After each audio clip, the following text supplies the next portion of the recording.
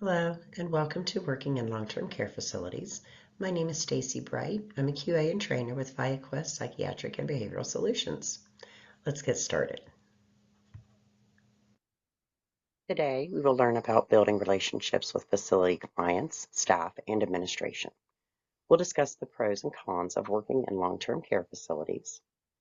We want you to understand your role and the importance of maintaining professionalism and boundaries. We'll ensure the reporting policy is clear. We will discuss some of the interventions commonly used in LTCs. Now let's watch a short video from Abigail Newell with some very useful and helpful information about working in long-term care facilities.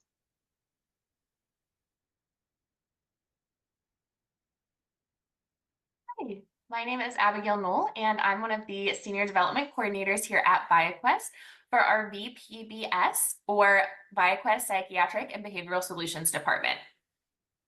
So what does the development team do? The development team is in charge of bringing in new business and contracts, as well as maintaining any old business or contracts that we currently have. I wanted to be here to talk with you today about some of the nursing facilities that we're contracted with throughout the state of Ohio.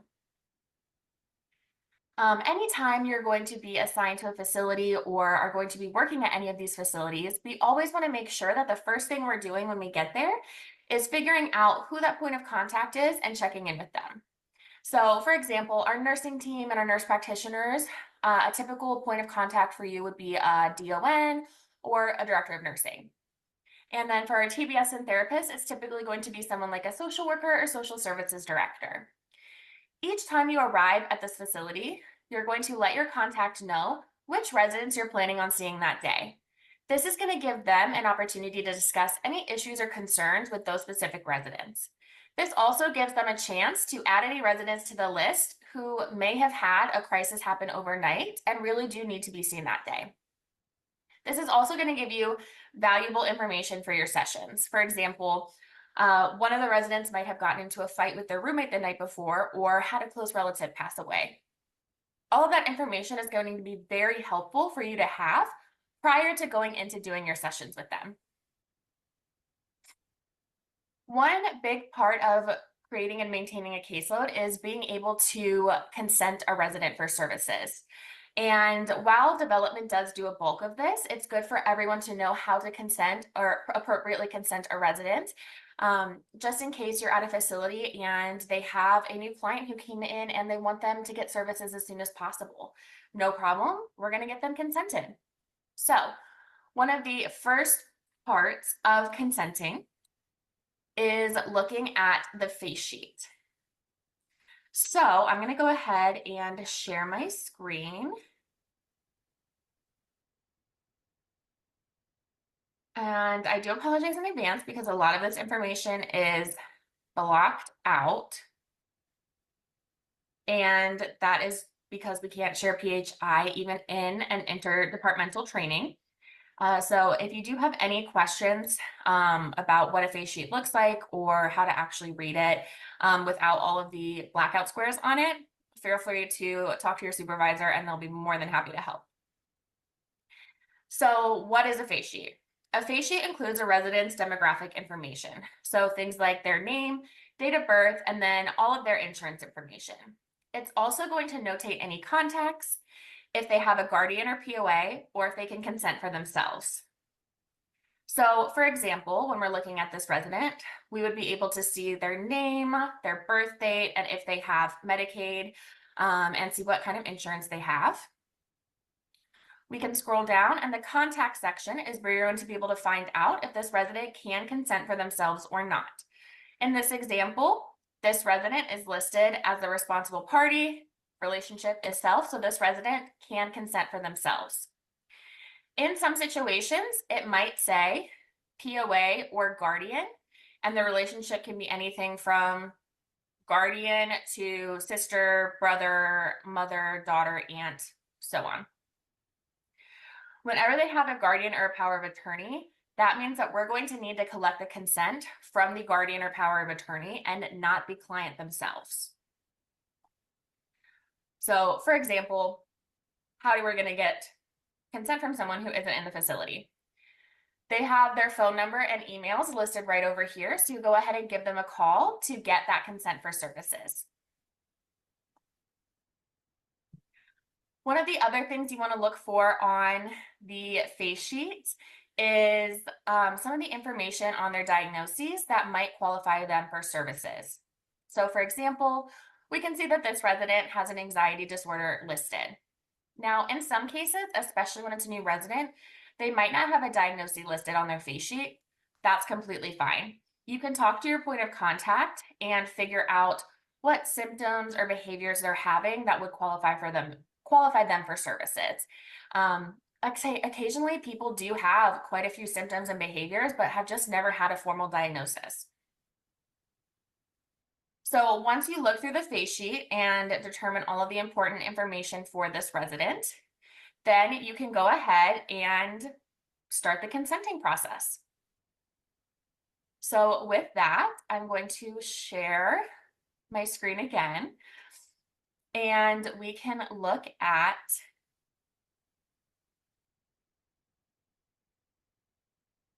the consent form. So there is a two parts to this consent form. We're going to go over the second part or this first part a little bit later. I want to really focus on our consent form and the bulk of what it is and how to get consent. So in this case, this resident is able to consent for themselves. So I would be able to go into that resident's room and speak to them about the services that we're asking them to consent for and go over the form with them. I always keep extra consent forms on my person because I never know who might need a consent form.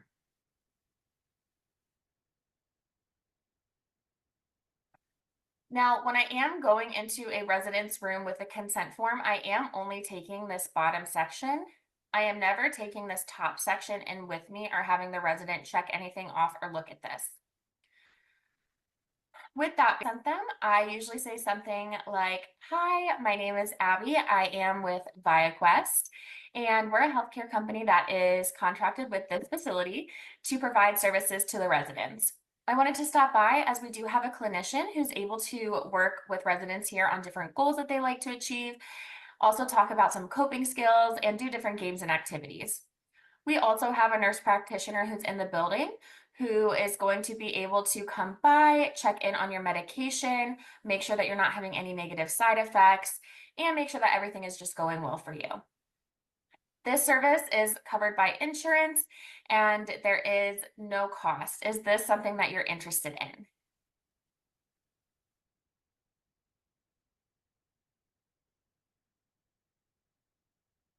So to consent someone for TBS, I usually say something along the lines of, "Hi, my name is Abigail Newell, and I'm with ViaQuest. We're one of the healthcare companies that are partnered here with this facility. We do have a clinician who comes in and works with residents on different goals that they would like to achieve. They'll also be able to work on things like coping skills or doing different games and activities with you. Just kind of really giving you that one-on-one someone to talk to. This service is 100% covered by Medicaid and there's absolutely no cost to you. Is this something that you'd be interested in?" Now, let's say you're consenting for medication management.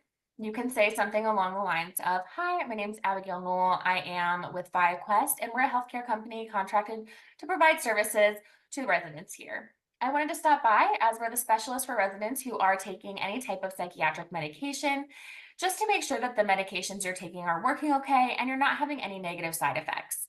This service is covered by your insurance, so would it be okay for us to have our nurse practitioner stop by the next time they're in here to check in with you regarding your medications?" Now, let's say they say yes. How do we fill out this form and what do we need to go over on this form with our client? So I go ahead and would read through the form with the client or allow them to read themselves. It does depend on their comfortability level with that. So please make sure you're actually asking, is this something that you would like to read through yourself, or would you like me to read through some of these points? Billing and payment, again, this is required to be checked and to be explained. So I would say something like, just read off the sheet. I understand that payment of all fees is due at the time of service. I authorize ViaQuest to bill my insurance and release pertinent information to my insurance carrier. I'm responsible for understanding my benefit plan and for paying all copays, deductibles, and any fees applicable not paid for insurance for any reason. Now, again, if they start to get concerned, most insurances, especially if this is a TBS only client, um, is not going to have any type of payment at all. So something to keep in mind to help soothe some worries if any are brought up. And then I also understand that any self-pay or other arrangements will need to be handled by ViaQuest billing department. So this is going to be important if someone decides that they don't want to go through their insurance and they would like to self-pay for the services through ViaQuest. Now we would go back onto the handbook section. Again, this is required, so these all are pre-checked, but there are things that you do need to go over. I acknowledge receiving or being offered a copy of the handbook. Again, you can present a copy of the resident's handbook or the client handbook to the resident.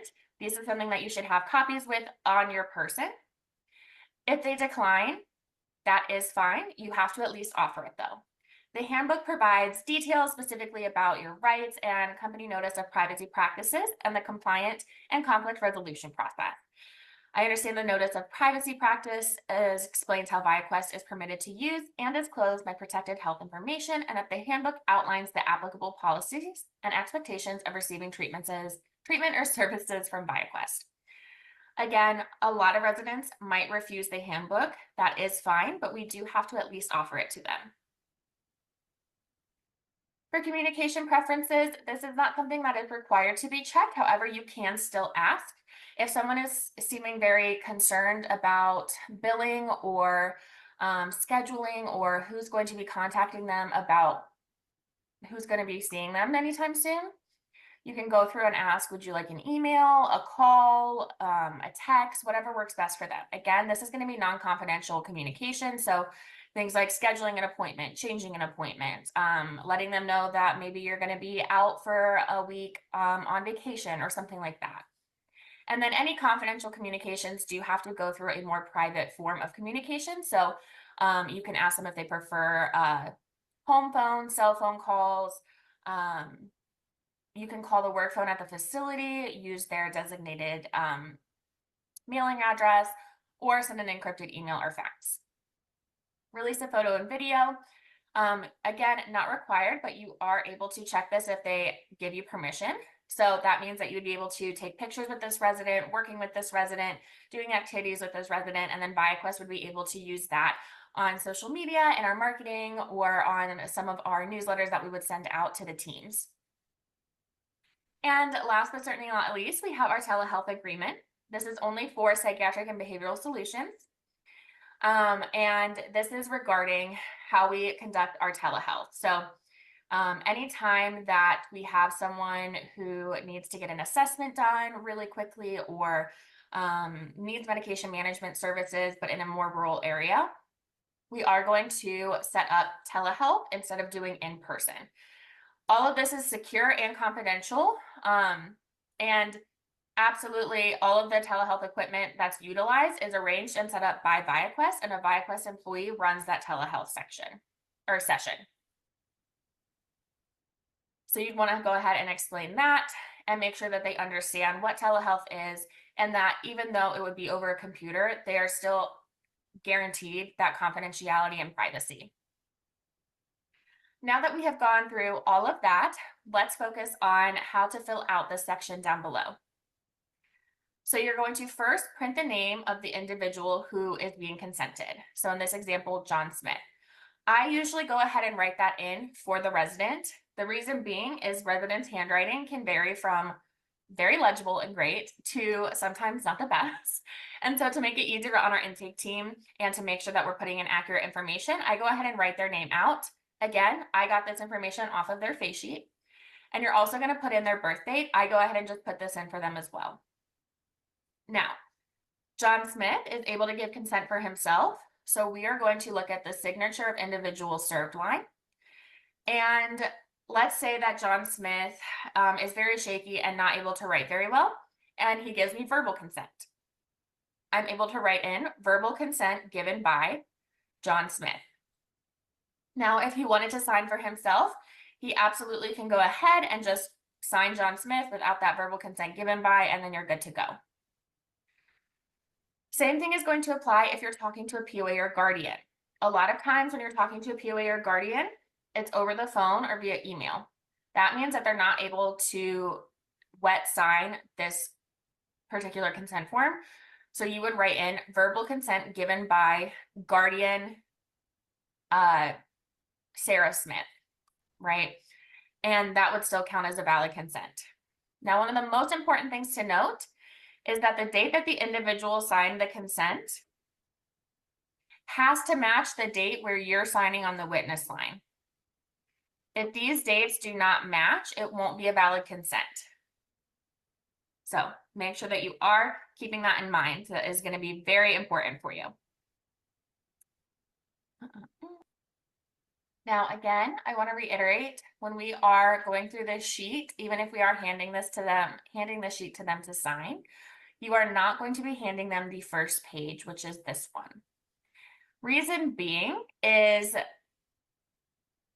they can occasionally be frustrated or disheartened or angry, honestly, that this has been filled out with their symptoms. They might get defensive and might not be as agreeable to services because they might be saying, oh, I don't do that. I've never done that. However, we have, 3 staff members telling us that this is something that happens on the regular.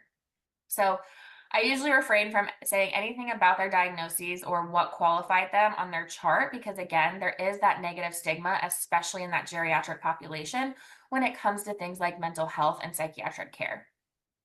I usually try to use phrases like coping skills, therapeutic services, or independent living skills. Things like that have a little bit less of a taboo placed on them, and people generally receive those more, they just receive them better. But again, we do have to make sure that this top part is filled out for it to be a valid consent. So after they sign the consent, you can come back and fill out this first page yourself. You're going to figure out what their mental health symptoms are. Again, you can usually find a diagnosis on the face sheet, but if it's not on the face sheet, just talk to your point of contact. And then you're going to fill this out as needed. So for example, you're going to go ahead and put in the client's name, what services you think that they qualify for, the name of the person making the referral, and the referral date. And then you're going to check any current mental health symptoms. So again, for example, over-sexualized behavior and psychotic behavior. Those specifically are 2 symptoms that if you say that to a resident, they might get very defensive or say, I've never done that. Well, we want to make sure that we're not aggravating anyone or causing any behaviors while we're consenting. As we know, almost everyone in a mental health facility or a long-term care facility is going to have some type of behavior or mental health diagnosis. You have to think they're living in a place they've never lived before. It's a very different environment than they've been living in for most of their life. And with that can come things like anxiety, depression, mood swings. Even something as little as insomnia or sleep disturbance can qualify someone for services. So you'll go through and check whatever the mental health symptoms that they currently have are. And then you would go ahead and list the presenting problem and what the desired outcome would be. With this, again, you are not showing this portion to the resident. You are keeping this portion to yourself and filling it out privately or with your point of contact at the facility. And the nice thing with this is even if they don't currently have a diagnosis, once we get them on caseload and we do an assessment, we're most likely going to be able to come up with a diagnosis, or maybe they don't even need a full diagnosis. They just need someone to talk to. We may work with a resident who is having anxiety. We might work with a resident who's having over-sexualized behavior. We might work with a resident who is just having trouble sleeping. We see such a wide range of concerns in the mental health world that having this form can really help our clinicians during that first assessment figure out how they're going to want to approach this client or what they're going to talk to this client about. As you can guess, you would probably approach someone with over-sexualized behavior a little differently than you would approach someone who just has a sleep disturbance. So this is invaluable information to our clinicians when they come in and do these assessments as well. And I'll go ahead and stop sharing now. Okay, perfect. The other thing to keep in mind when working in facilities is, in addition to providing your amazing clinical services, we also want to make sure that we're providing great customer service to the facility staff. The facilities are our clients. They are our partners, so we need to make sure that we are working and having really good communication with the staff at the facility. Ultimately, the facility are the ones who get to decide whether or not we're able to provide those services there.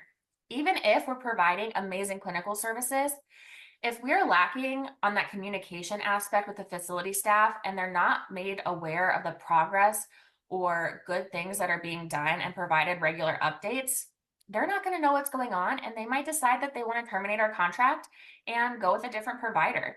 And then ultimately, we have a team of clinicians that we're scrambling to find another place for.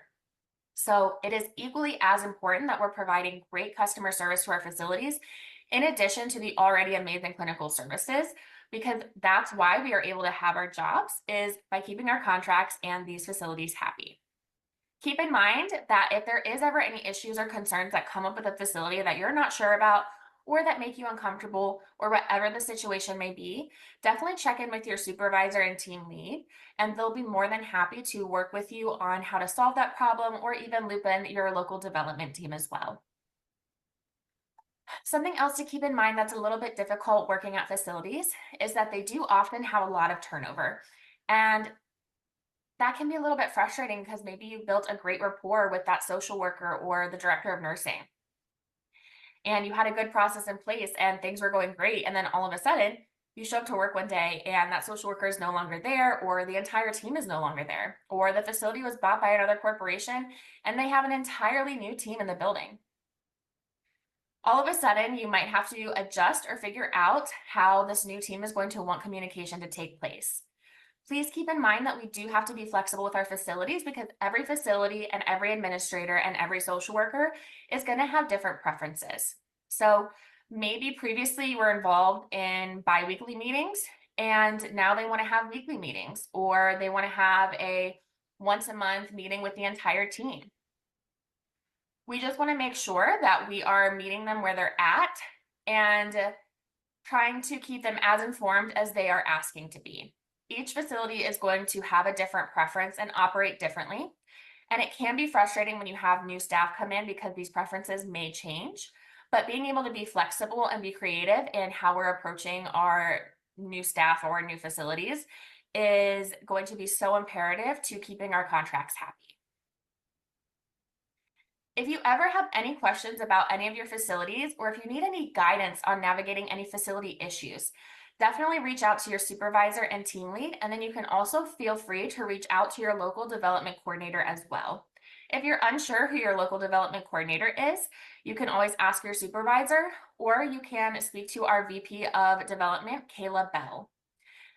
You're able to find her information in the ViaQuest address book, so you can just go ahead and search up her name. Thank you so much for taking the time to watch this video today, and best of luck in the facilities. You're going to do great.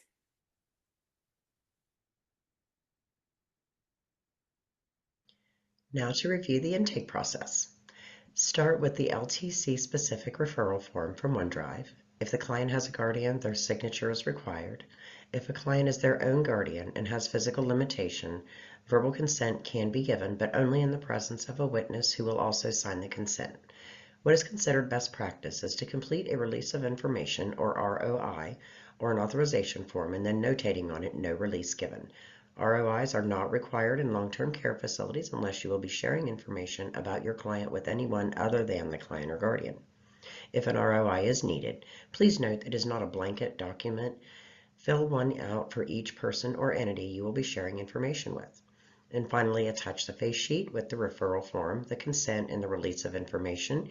Email the completed packet to pbsintake@viaquest.com. A power of attorney, or POA, and guardianship are commonly used tools that can be helpful for someone who has become incapacitated and can no longer make important life and/or medical decisions for themselves.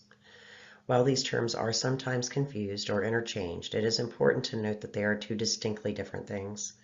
The POA would be for the person who is becoming incapacitated for whatever reason.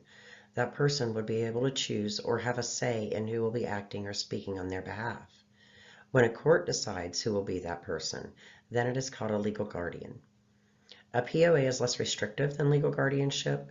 It allows the affected person to maintain more control. When a client has a guardian, they must be contacted to provide consent and to be involved in treatment planning decisions. And at the same time, it is just as important to include the POA. That will allow the person being served the opportunity to be involved in their own medical decision making whenever possible. However, for some individuals, their memory and understanding may fluctuate, so for them having a POA is very helpful. If your client ever asks for your assistance to contact the Ombudsman or for advocacy resources, please provide that information to them. Then notify the LTC administration of the request and about what information that you provided for them. The LTC will follow up if needed. Building good working relationships within the LTC is a vital part of your success. When we all work together as a team, it not only enhances the continuity of care for our clients, but it also allows for the sharing of information between you and the facility team. Potential problems can be resolved internally for the best outcome for the individuals we serve. Another reason it's important to build rapport between you and the facility staff? Well, think about it this way.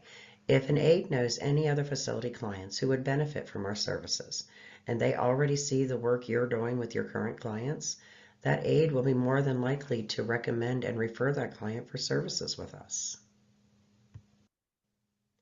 Just as in any other field or profession, working in an LTC presents its own unique pros and cons. The people we serve appreciate the support as well as the companionship gained from our services. Sadly, many of those who live in LTCs may not have much, if any, external support. You may be one of the few people who visit them regularly, who talk with them and not to them, and not just listen, but actually hear their concerns. It is difficult for any of us to adapt to significant life changes. Imagine how much more difficult it is if we feel like we're alone in the world, or maybe we actually are alone in the world with no remaining family. We can help our clients by being that constant for them, someone to lean on, offering that much needed support to help them adapt in stressful situations. Go to bingo with them, read a book or a newspaper, offer to help them with a hobby they enjoy, or even attend facility events. Help them to be comfortable, to maybe meet other residents, and hopefully make some new friends to add to their support system. Sometimes the smallest of gestures can have the biggest impacts. As with everything else in life, there is also the downside. Losing a client is difficult and painful for any of us. This is someone you have built a relationship with and that you have spent time with and supported. It's hard, period. Getting services coordinated can be a challenge, and sometimes there are just problems that are beyond our control. It's not always going to be easy to find that intervention or activity for that one client who's going through a challenging time. Burnout is very real. Between high staff turnover rates, the natural stress of the job, and compensating for staffing shortages, it's exhausting, making it that much more vital to remember to take care of the caregivers, to take care of ourselves. Getting lost in the shuffle of everyday life is so easy, but it's important to take in that time for self-care. 3 or 4 mindfulness minutes in the morning before you get out of your car, or even before you start your day at home. It can push our limits, that's for certain. TBS and therapists play a big role on the front line for those clients residing in long-term care. For many people, moving into a long-term care facility is a very difficult transition. The support they receive during this time can be a great comfort for them. Part of your role will be to help them figure out and understand exactly what it is they need. Then together you will create realistic and measurable goals with objectives that they will meet with your continued support. You'll provide interventions with activities to develop the skills they need to alleviate their mental health symptoms and adapt to their current situations. You will work as independently or collaboratively as facility needs dictate, ensuring open communication between you and the LTC staff and administration so that any problems are attended to quickly. Psychiatric mental health nurse practitioners attend to many facets of our clients' care, as well as a referral source for TBS and therapy services. You'll complete an evaluation of the client's mental health disorders, and there are a couple of things to bear in mind here. A mental health diagnosis is required for the client to receive TBS services, but there are some exclusions. IDD, dementia, Alzheimer's, and substance use disorders. Psychiatric mental health nurse practitioners are also responsible for prescription management and to see each of their clients every 1 to 3 months.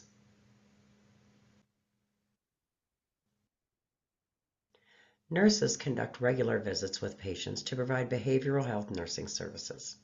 Nurses monitor a patient's mental health symptoms, provide medication management services, and educate patients about the medications they are taking. They will take vitals, check the client's chart for any new lab reports and/or diagnosis of any new illnesses or sickness. Coordinating and collaborating with facility staff ensures continuity of care. Nurses will also be that liaison that can address any clinical issues or concerns in the facility. As you are probably aware, being employees of ViaQuest, each of us are mandated reporters. Simply put, if we see abuse or are made aware of it, we are required to report it. Abuse is the willful or deliberate infliction of physical, mental, or emotional abuse, financial exploitation, or neglect. Per ViaQuest reporting policy, all incidents will be reported to the incident hotline. If you're not sure if an incident is reportable or not, contact your supervisor for clarification. You will be given more detailed information in the formal reporting guideline training. As for concerns considered non-reportable, it is still important that they be addressed. Bring it to the attention first of your supervisor, then the administrative staff of the affected facility. That may be the DON, social worker, or the administrator of the facility. You may be asked to write a witness statement if you were present or know any details of the incident in question. There are some easy do's and don'ts that can help you and your client be successful. Let's start with the do list. Things you can do, good habits to practice to develop a good working relationship with your client and their LTC team. Checking in with nurses and aides each visit to coordinate services and get updates. You'll be helping your clients achieve independence and gain coping skills for those nursing home stressors by providing interventions during your sessions. Alert your supervisor and the development coordinator for your region about any concerns in the facility. And please share your client's success, their love story. Their accomplishment are a direct result of the hard work, time, and dedication shared by clients and you working together. We love to hear those wonderful stories. Things that are on the do not list: never actively assist a client to move out of the facility. We do not arrange any type of travel for clients without permission from the facility and from your ViaQuest supervisor. Facilities arrange regular outings for their residents to get them out in the community. Never promise anything you can't deliver or make false promises to your clients, especially not just to appease them. It's important to be mindful not to overwhelm clients or set them up to fail by setting unrealistic goals and objectives. Sometimes it may be better to start small, with goals and objectives can always be added or modified. In order to maintain the trust you've built, always be 100% honest with your clients, even when it's difficult. Request assistance from facility aide to assist if a client requires a transfer during their session. Do not assist with any type of physical transfer. We do not want to be too overwhelming to the facility staff with minor issues, and refrain from discussing any internal problem solving within the LTC administration. It is very important for us to be professional and set boundaries during the initial session, and then maintain those boundaries throughout treatment. When visiting a facility, be mindful you are there to perform a paid service, to do a job, and are a representative of ViaQuest. You'll want to dress in business casual attire and look professional. No miniskirts or inappropriate t-shirts or any clothing that is too revealing. Your ViaQuest name badge should be visible, and you should have any PPE that may be required at your facility. Always identify yourself as a mental health support. We're not a friend, and you're not like family. If you feel boundaries are being crossed, gently remind your client of the professional nature of your relationship and that your role is not a personal one, but doing so in a manner that won't be hurtful to them. Keep self-disclosure to a minimum, and remember, it's not about you, it's about your client. It is not acceptable to be on your cell phone during sessions or throughout the facility, including the hallways. Ensure that all interactions with facility employees are always professional. Boundaries are a vital part of the relationship between you and your client. They should be established from the first session. Verbalize clear expectations for both of you. And it's not a bad idea to give reminders of set boundaries throughout treatment. And again, gently reminding clients of the professional relationship that you must maintain. Some of the more common diagnoses observed in nursing homes are major depressive disorder, adjustment disorder with depression and anxiety, generalized anxiety disorder, schizophrenia, bipolar disorder, and schizoaffective disorder. Now let's talk about the 10 interventions in the TBS CPST handbook. By learning, practicing, and utilizing those interventions and activities, we can help our clients to be successful in reaching their mental health goals. So, ongoing assessment of needs. In the beginning of and throughout treatment, it's important to build rapport with a client to earn trust. We will be assessing the needs of the client each session, learning what they need physically, mentally, emotionally, or environmentally. Achieving independence. What skills does my client need to achieve independence? Whether it's daily living, social, or communication skills, you will work together towards that goal. Skill building. Learning, practicing, and continuing to develop daily living, coping, and interpersonal skills. Coordinating is when we link our clients with resources for services and/or coordinate with other team members or LTC administration. System monitoring. We'll monitor the symptoms observed during sessions to help clients identify their feelings and emotions. Crisis management should not be confused with crisis intervention. Crisis management is helping our clients learn and practice coping skills that they can utilize when they are in crisis, as well as providing support following a crisis. Advocacy could be helping someone locate advocacy resources in their community, helping a client find their own voice, or speaking for someone who can't speak for themselves. Education and training. We educate our clients according to their treatment plan about their diagnosis, the symptoms they may exhibit, and what their treatment will look like. We should be educating our clients regarding something about their mental health each session. And mental health interventions. It's treatment.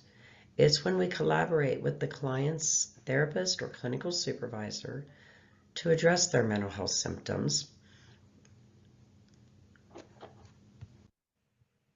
Empowerment. We empower our clients by utilizing various interventions and activities that will help them gain self-esteem and be more self-confident, as well as to increase their capacity to positively impact their environment. And last, treatment planning. It should be the first item worked on when we're meeting a new client. From day one, we're building rapport and trust. Over the first 3 sessions or 14 days, along with the client and their guardian if applicable, a treatment plan will be developed. Completing outcome measures, BIMs, creating SMART goals and objectives to be successful in treatment. The client's treatment plan is what drives services and can be updated anytime, but a minimum of every 6 months for therapy and TBS, and every 12 months for nursing and psych, as well as throughout treatment to reflect accurate services provided. The treatment plan is a living document that justifies all progress notes and services we are providing to the client. If there is a change in treatment goals and/or interventions or services, the treatment plan may need to be updated before the required timeframes. Monthly service reports are reports that are pulled by central services for all services delivered within contracted long-term care facilities. To ensure successful coordination of care, there must be ongoing case discussion amongst the team involved. ViaQuest staff will sign in and out of each facility, as well as check in and out with an established facility point of contact. Following this process ensures that we are identifying any high-needs clients that would benefit from immediate interventions or who may require closer monitoring due to critical incidents or if they've had a difficult session. If there was a critical incident, ensure a critical incident report is completed and that the LTC administration, DON, assistant DON, or social worker are notified, and that ViaQuest incident reporting guidelines have been followed, making those notifications as well. When discussing treatment, we want to keep our communication goal-directed on the client's needs and care, providing what is necessary under HIPAA for effective management of our client's mental health. We should be encouraging and participating in regularly scheduled care coordination meetings, whether daily, weekly, or monthly, between ViaQuest staff and the LTC team. This allows for us to understand the complex health issues of the clients so we can work more effectively with them to manage their overall health status. It will also help us to identify any stressors that may act as barriers to their recovery. Attendance and participation in coordination meetings may be billable due to the very nature of them. We are coordinating with the client's LTC team, providing insights and gathering pertinent information to help our clients progress towards recovery and to improve their mental health condition. We will add or document these contacts in either a billable or non-billable note as appropriate. If there are more than one ViaQuest staff present in the meeting, then there should be further coordination between them on who is going to document and bill for the meeting. Ensure there is only one staff billing on one client.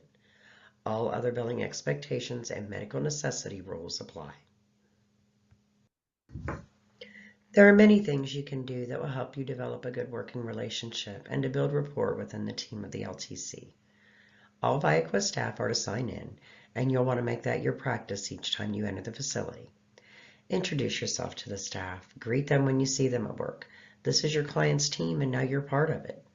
Take the time to speak with those staff who are with your clients each day. Ask, how is your client doing? How have they been since your last session? Have there been any behavioral issues? Or is there any other pertinent information that may be helpful going into your session? Let's keep in mind that communication is a two-way street, and by that I mean it's equally important for you to share any concerns or issues that may have been observed during your session. Communication with administration and staff will also allow you to learn what the facility's expectations are for you. Some may want or require more coordinating than others. Some may want you to function more independently. And lastly, if you have concerns regarding the facility itself, address it with your supervisor immediately. Self-care is so important when working in a long-term care facility because of some of the unique stressors in that environment. The most obvious one being that death is a regular occurrence. It's not unusual to have feelings of helplessness and frustration when you're unable to solve your client's problems, or maybe you haven't found the right intervention to effectively assist your client to manage some of their mental health symptoms. We can consult with and lean on other VPBS staff who may work in your facility or at another LTC and address any problems during team meetings and talking with your supervisor regularly. Consider all of them an additional resource for you. Find those stress relief activities that are effective and helpful to you. Schedule or plan time for it, daily, weekly, or whenever works for your schedule. That time can be invaluable when it is difficult to separate work from home life. And if you ever find that you're having a hard time coping, whether it's the loss of an individual you served, work-related stress, or personal problems, please reach out to your supervisor. You can talk to them about what's going on, and they will guide you to the resources ViaQuest has available for you, including the Employee Assistance Program, all of which is absolutely confidential. Thank you for joining me today.